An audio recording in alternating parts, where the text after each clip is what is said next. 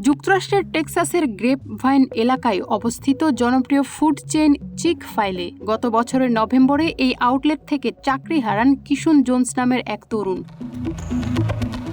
তবে চাকরি হারানোর পরও থেমে থাকেননি তিনি, বরং শুরু করেন অভিনব এক জালিয়াতি। তদন্তে জানা যায় জোন্স একাধিকবার রেস্তোরাঁয় ফিরে এসে কৌশলে ক্যাশ রেজিস্টারে প্রবেশ করতেন, এরপর ম্যাক অ্যান্ড চিজ আইটেম ব্যবহার করে তৈরি করতেন ভুয়া অর্ডার। এভাবেই প্রায় 800টি ভুয়া অর্ডার প্লেস করেন তিনি। পরে সেই অর্ডারগুলো বাতিল দেখিয়ে রিফান্ডের টাকা নিজের ব্যক্তিগত ক্রেডিট কার্ডে ট্রান্সফার করে নিতেন। ঘটনাটি দীর্ঘদিন ধরা না পড়লেও এক পর্যায়ে শত শত অস্বাভাবিক রিফান্ড নজরে আসে কর্তৃপক্ষের। তদন্ত শুরু হলে সিসিটিভি ফুটেজে স্পষ্টভাবে ধরা পড়ে জোন্সের কর্মকাণ্ড।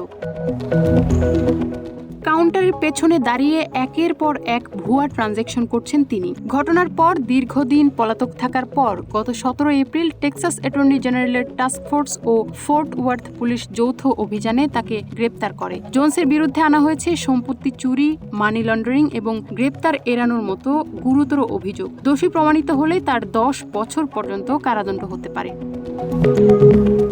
তবে ঘটনাটির এক অদ্ভুত দিকও রয়েছে। টেক্সাসের কারাগারের খাবারের তালিকায় রয়েছে ম্যাক অ্যান্ড চিজ, অর্থাৎ যে খাবারকে ব্যবহার করে তিনি জালিয়াতি করেছিলেন সেই খাবারই হয়তো জেলেও তার সঙ্গী হতে যাচ্ছে। প্রযুক্তির অপব্যবহারে এমন নিখুঁত প্রতারণার ঘটনা বিস্মিত করেছে জাতীয় প্রশাসনকে। এখন দেখার বিষয় আইনের ফাঁদ এড়িয়ে আর কতদূর যেতে পারেন জোন্স।